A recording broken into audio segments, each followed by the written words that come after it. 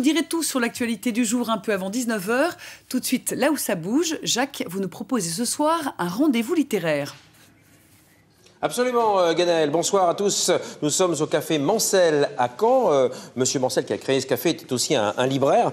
Je vais pouvoir le vérifier auprès de nos deux invités qui sont à la fois romanciers mais surtout historiens. Je vous présente Yves Jacob à ma droite et à ma gauche Gilles Henry. Pour mieux les découvrir, nous avons tourné quelques images chez eux. Je vous propose de découvrir un petit peu leur intérieur et de les présenter en même temps. Yves Jacob, vous êtes né à Dinan, vous êtes donc un Breton et vous vivez en Normandie, à Cheux. Vous êtes essayiste, nouvelliste, romancier, historien, biographe, une trentaine d'ouvrages à votre actif.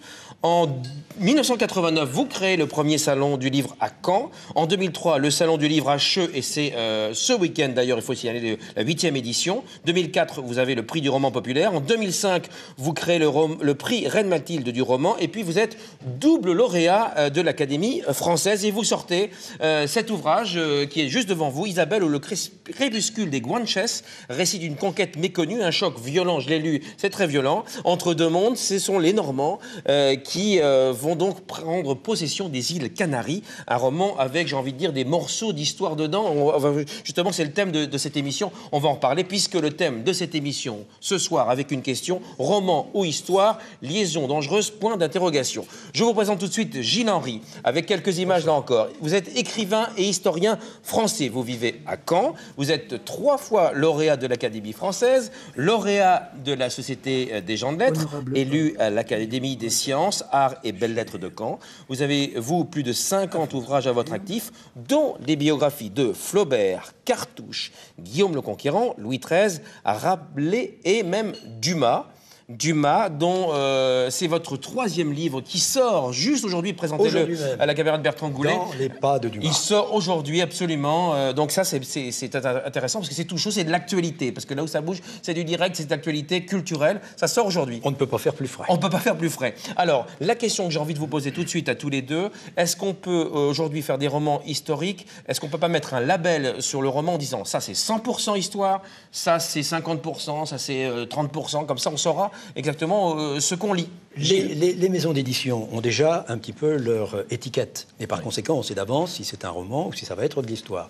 Ceci étant, à l'intérieur, l'auteur, quel qu'il soit, va mettre l'accent sur sa manière à lui, le roman historique, et peut-être plus en ce qui me concerne, l'enquête. L'enquête historique, peut-être même une enquête à la Maigret, puisque j'ai aussi fait la biographie de Jules Maigret. Et donc, par rapport à ce Dumas, c'est un ouvrage, un documentaire, qui va nous raconter l'histoire des David de la Pailletterie, ces nobles du pays de Caux qui sont partis en Haïti faire le commerce du Sucre et de l'indigo. Voilà, donc si on lit votre ouvrage, il n'y a que de l'histoire. Il n'y a que de l'histoire, et on va trouver les thèmes, surtout, du comte de Monte Cristo, qui se trouvait dans la famille, dans les ancêtres de Dumas. Alors vous défendez, vous c'est 100% histoire. Yves Jacob, 100% c'est un roman avec des morceaux d'histoire dedans. Qu'est-ce qu'il y a quel est le pourcentage d'histoire? Alors, avant de parler de ce livre, en quelques secondes, il faut savoir que j'ai fait des biographies de Jacques Cartier, de Dumont d'Urville, de La Pérouse, de Bertrand du Guesclin, etc. Et ce qui m'intéressait, c'était des personnages qui sortent de rien et qui arrivent au sommet. Donc des gens qui font la conquête d'eux-mêmes. Oui.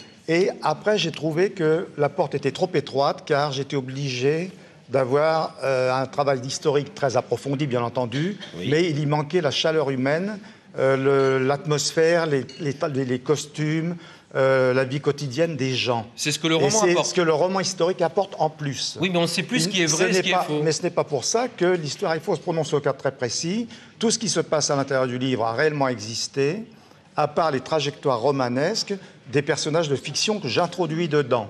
Mais autrement, toute la conquête des Canaries est rigoureusement exacte, et ça a demandé au minimum 6 mois de travail de recherche historique. Oui, mais alors, où est l'information concrète dans vos livres? Alors la différence, là voilà, Yves Jacob nous explique qu'il est dans le roman historique, à partir de choses très solides. Et moi, je vais en quelque sorte, essayer de continuer, de creuser. Je suis un peu un archéologue. Ce n'est pas moi qui ai dit le mot, c'est Jean-François Parrot qui sort l'histoire de Nicolas Le Floch au XVIIIe siècle, là également un enquêteur. Eh bien, une sorte d'archéologue, on va essayer de fouiller, de gratter, en l'occurrence, on va tourner des quantités de pages de vieux documents pour essayer de retrouver d'autres documents. Or, dans les 30 dernières années, l'accès aux archives a été largement facilité. D'où une possibilité pour les chercheurs de trouver d'autres documents que ceux que l'on connaît déjà. Qu'est-ce qui restera dans l'avenir de ce que vous écrivez? C'est-à-dire qu'on se dira, peut-être que ça, c'est un roman, mais peut-être que les gens se l'approprieront en disant, c'est ça la vérité. Est-ce qu'il n'y a pas un danger, justement, avec un label 100% historique, on saurait que c'est vrai? Oui, il n'en reste pas. Moi, je prends l'exemple des Anges maudits de Tour-la-Ville, un des romans que j'ai écrit. Oui. Dans le roman, on disait que le mari d'une jeune fille était un géronte, c'est-à-dire un vieil homme. En réalité, quand je suis passé au travail de recherche historique, j'ai découvert que le géronte avait 25 ans et qu'il avait de réelles raisons d'être jaloux de sa femme qui le trompait avec son propre frère. Donc voilà, je veux dire qu'il y a toujours... On disait aussi qu'ils avaient eu la tête tranchée à la hache, alors qu'appartenant à la noblesse, ils l'ont eu tranchée par l'épée de justice. Donc ce qui est important, ce sont vos recherches. Ça dépend du travail de chacun. Il y a de bons historiens, il y a de mauvais historiens, il y a de bons auteurs de romans historiques et de mauvais. C'est pour qu'on s'y retrouve. Par exemple, Cartouche. Vous avez Cartouche. Vous avez sorti un ouvrage sur Cartouche. Il est passé à la télévision. C'était bien le... Oui. Alors, le téléfilm était bien interprété. Les comédiens étaient de bonne qualité. C'était vrai, c'était historique. Mais à la fin, qu'arrive-t-il? Dans la réalité, ça nous le savons par les registres du Parlement, Cartouche est exécuté le rouet vif en place de Grève le 28 novembre 1721. Oui. Eh bien, le téléfilm l'an dernier se termine comment? Par un départ de Monsieur Cartouche avec Madame et avec le fiston vers la Nouvelle-France, ce qui laisse entendre qu'il y aura un retour. Mais la vérité historique, là, est totalement bafouée. Donc il y a un danger quand même. Avec Internet, il y a beaucoup de sites qu'on remplit soi-même, les fiches, etc. Il y a un danger. Alors vous faites des recherches, par exemple. Voilà. Vous avez un document. Dernière trouvaille sur Cartouche. Je vais vous le présenter à l'écran, en tout cas. Voilà l'image. C'est un contrat de mariage. Oui. C'est le contrat de mariage de Cartouche. Et c'est une exclusivité, ce que vous voyez là. Voilà, c'est la première fois que cela apparaît. Oui. Et on peut voir, les téléspectateurs peuvent le voir en direct, Garthausen et Garthusen, qui sont le père et Louis-Dominique Cartouche. Garthusen se transforme ensuite en Cartouche. Je vous apporte en direct un élément qui explique déjà la transformation du nom de Cartouche et qui surtout montre qu'il savait lire et écrire puisqu'il signe chez un notaire. Ce n'est pas de la fabulation. Donc voilà des petits points supplémentaires de connaissances dans le plan historique par rapport à ce qui existait antérieurement. Ensuite, le romancier peut effectivement travailler son roman historique. On n'est pas loin de conclure, ça passe très très vite, messieurs. On va rappeler vos ouvrages, donc pour Yves Jacob, Isabelle ou Le Crépuscule des Guanches. C'est un roman historique, donc vous avez beaucoup travaillé sur la recherche, notamment tout ce qui se passe aux Canaries. Et puis, aussi sur le langage. J'emploie le langage du Moyen-Âge. Et si j'ai envie de vous séduire, je vais vous dire, mais comment pouvez-vous me laisser ainsi, cher Jacques, alors que le désir de vous me taquine si fort? Je vous en prie, c'est très aimable.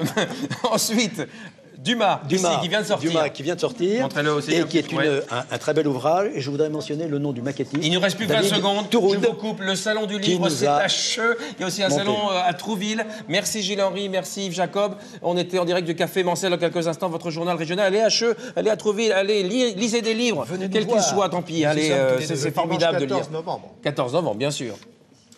De 10h à 19h. On a tout dit, je crois.